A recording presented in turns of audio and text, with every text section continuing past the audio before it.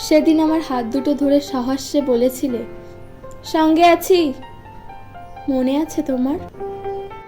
নির্দ্বিধায় দ্বিরুত্তর করিনি। তারপর পেরিয়ে গেছে অনেকটা সময়।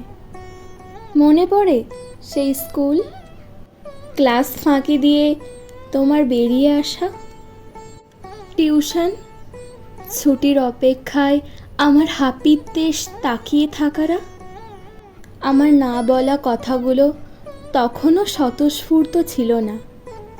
এরপর হিমযুগ এলো, সাপ ঘুম ভেঙে উঠে দাঁড়ালো সময়।